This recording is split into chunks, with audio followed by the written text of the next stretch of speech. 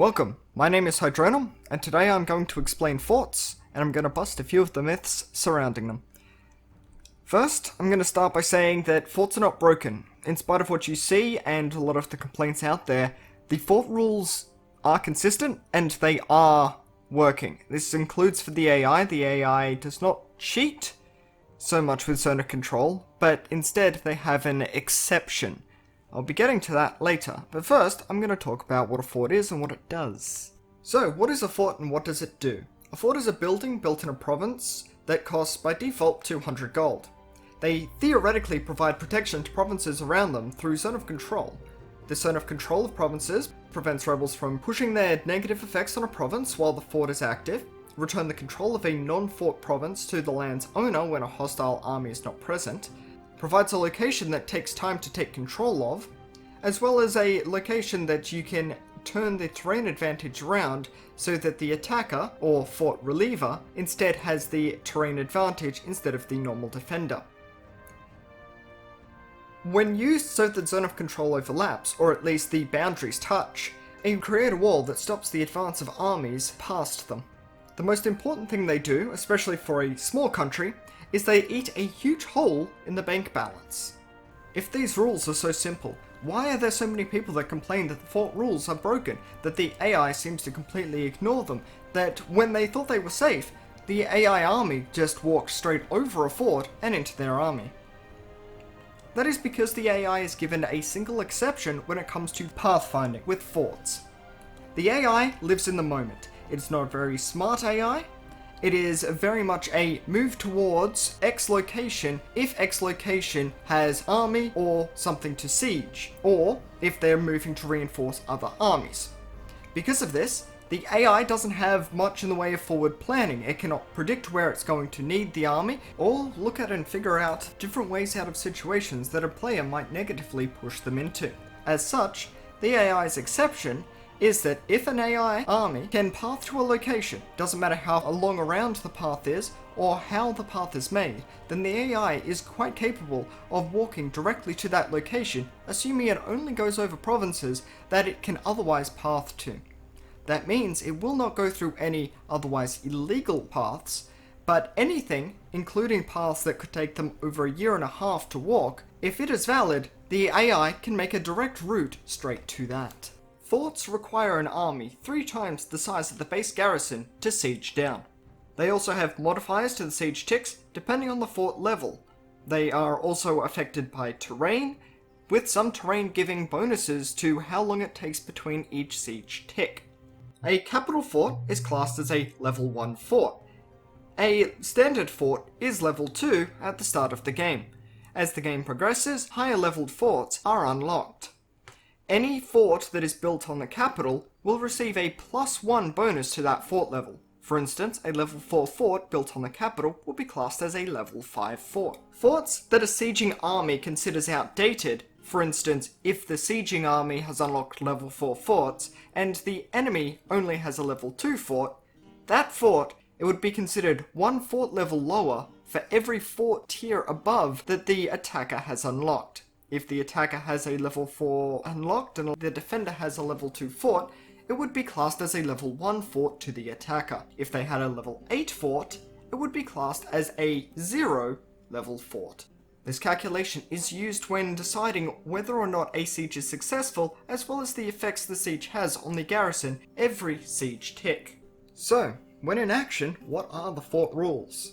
They are surprisingly simple. Forts push a zone of control out to every province that surrounds it, as said before. If an enemy army, not including rebels are exempt, if an enemy army walks into this zone of control, then they are forced to either walk out of the province that they came in, or walk directly onto the fort. This is how it works, especially for the player. If 2 forts put out zone of control over the same province, then when an enemy army enters that province, then they are able to choose which fort that they wish to go to. They are also able to go back and go to the other fort, or exit the way they had come in. This is the rules for the player. I believe in order to properly explain this, I need to provide an example. I'm going to show you a picture of a person's country from an actual live game. This is the current patch 1.19.2, and this is a person playing Serbia at war with the Ottomans with what appears to be an ally in Wallachia. Now, the person was confused as to why the Ottomans were able to quite happily walk straight through the forts and into the center of his country. We're going to go over every little bit, breaking it down so that we can see where and why the AI gets access to where it does and why it now has a valid path. Alright, first I'm going to draw in the fort coverage. That will be in bright red. We're going to cover all of the provinces that are protected by the forts currently, and display it as such. Now, I don't think this looks very nice, so I'm just going to clean up, especially around the border areas, so that we can see the nice border that when an enemy army enters a province that's got a red in it, it has to go to the nearest fort. Much better. From here, I'm going to be drawing in Ottoman access as though the Ottomans had no access through any other countries, and we are only looking at land access here. And I'm going to draw that in now. These arrows show that if the AI was in fact walking straight towards the Serbian army, then they would only be able to enter their forts as shown. A valid path can be created by water. You can use boats, especially the AI, to create a valid path. Now, if this path is created, the units do not need to actually use the boats to get there, but it's classed as a valid path and can thus be walked to. So, in blue, I'm going to draw that in now. From what we can see here, by all accounts, the Serbian player should be safe from Ottoman aggression inside his empire. The fort should be protecting him and preventing the AI from getting into his country. However, as I said before, we are not counting in military access yet. That changes now. First, I'm going to draw in the Wallachian access. I'll do this relatively quickly since it doesn't add much to the discussion. And finally, I'm going to start adding in the access through Poland. Now, before I actually show this, I'm going to clear everything else out and just show the Polish valid provinces. As you can see, if an army was to come through Poland, everything that has a green arrow there is a valid province for the AI to get to. You can see the fort protection as a little internal ring there. If Poland was to attack, these are the provinces that Poland could pillage. Now I will add in all of the zone of control, as well as all of the valid paths from all of the other examples, onto this image now. As you can see, it looks like a bit of a mess, and it's very, very jumbled. However, the takeaway is, everything that has a coloured arrow in it, or at least a colour on it at all, means that the AI considers it a valid province, and as such, it is free to walk to any of them, as long as it goes through another province that also touches one of the colours. So, by boat, by land, and through military access, not a single province inside of Serbia is classed as safe. Because of this, the AI army is completely free to walk through his country. It's the little rule that really does seem to hurt how people perceive the fort rules. It's a shame, the fort rules are great, but this is, sadly, required in order to ensure that the AI can at least compete with the human player. Like I said before, because they can't plan, they can't make good forward estimates. And as such, they can't make sure that their armies are in the right place, or are not in positions that they get trapped. So, having seen this image, what could the Serbian player have done to properly protect his nation? By adding one more fort over in Somogy, sorry if I butchered that, the player would in fact be completely protected on the internals of his empire. I'm going to add a fort onto the little image and clear off all the previous zone of controls now. And now I'm going to quickly draw on the zone of control on the outer edge of all of these forts. With that done, I'm going to add in the land access that Ottomans would have if they were default fighting, and as you can see, it is no different from before. If I add in the sea access, it is exactly the same. If I add in the access through Wallachia, you can see that nothing has changed. But when we get to Poland, everything's changed. They now reach a fort where they cannot get into the country. And as such, the internals, which I will now highlight, are safe. It's a small change, but it's one that makes a big difference to picking and choosing where you want to fight your fights. I believe the Serbian example was everything that I needed to explain forts, at least to explain the exceptions for the AI. It shows all of the rules in action. It also shows the importance that ensuring that every border of your country is properly protected brings. You've got to make sure that you're protected both from direct aggression as well as aggression through other countries, which is what military access essentially allows the enemy to do. By remembering that the AI only needs a valid path, that it doesn't need to be the direct path that it's taking to get to a province, it stops and makes you think about how you want to design your fort layout. It changes the dynamic. I think that is a good thing. It means you do need to protect all of your flanks, not just the ones on the immediate border, but you need to make sure that your sea borders are protected, as well as the borders against enemies, and perhaps even allies if there's access through them. If you don't, you leave yourself really open to being obliterated by larger enemy armies that can just walk straight through.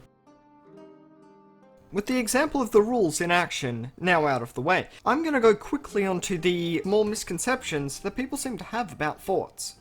Some people seem to believe that outdated forts do not give out a zone of control and essentially allow enemy armies to move through them. This is false. Outdated forts are just as effective at putting out a zone of control as up-to-date forts. It doesn't check on the world map whether or not a fort is up-to-date for the country or the attacker. All that matters is that there is a fort there or not. Captured forts, some people believe that they do not give zone of control. They very much do. You can pin in enemy armies with one of their own forts, if you take it in the right place at the right time. Captured forts do not give out zone of control for everything, however. Rebels, they are not affected by the zone of control of a captured fort. So if a rebel is taking the provinces surrounded by a captured fort, then the negative effects that the rebels would give to the province are very much going to be applied when the rebels take said province, unless they're protected by another fort which isn't occupied by somebody else. Captured forts do cost money. Most people completely miss this and wonder why their bank balance during the later parts of war ends up going rather negative. However, you do not pay a mothball cost for captured enemy forts, which means if you mothball a fort because you're confident that the enemy's not going to be able to get to it, then you will not be paying an upkeep cost for said fort. Level 8 forts are a great gameplay addition. No, they're really not. These forts eat so many men, and if you have no cannon, which very often the AI does not, then they are going to cost many lives, tie up armies for about a decade, and they will cost a fortune for the owner of the fort. AI and forts, they do pay for them. The latest patches have brought in the AI paying for their forts. The AI used to have a different set of rules when it came to paying for forts. That is no longer the case. The AI used to have border forts, and border was used very liberally. Any border fort would not be paid for, and thus could be kept active without incurring a cost. That has been removed. Rebels are not affected by the zone of control of forts in the same way that hostile armies are. This means that if a rebel would like to walk from one location to the next, and there's a fort between it, they don't care. They will walk from where they are to the next province with no regard to the fort at all. Hope this video has explained what a fort is, what it does, and, more importantly, explaining the controversy around what the AI can do with forts. Remember, if the AI's got a valid path, doesn't matter how many forts are between you and it can walk there, as long as it could walk to any of the provinces it's walking along on the path. If it can get to it, through another country, through the ocean, it will be able to walk straight there. This is a balance issue. I consider it something that is required only because the AI is unable to think more than a move ahead. We're not talking about a chess grand strategy movement where only a few permeations exist. This is complex. There are 100,000-ish provinces, or at least it feels that way. There are even more paths. Anything that keeps the CPU load down so that people, even on the lower end machines, are able to play it without grinding their entire system to a halt, while also giving the player a bit of a challenge in the meantime, it should be encouraged. This is a good way to work around an otherwise CPU intensive problem. So thank you for your time. I'm Hydronum, and this has been my explanation of Fort and the AI surrounding it. If you enjoy the content, feel free to like, share. If you've got ideas for other things you'd like me to cover, please let me know below, send me messages, I don't mind. If you're interested in seeing me flail around like a fool on live stream, then there should be a link in the description below. Thank you guys very much, and I hope to see you next time.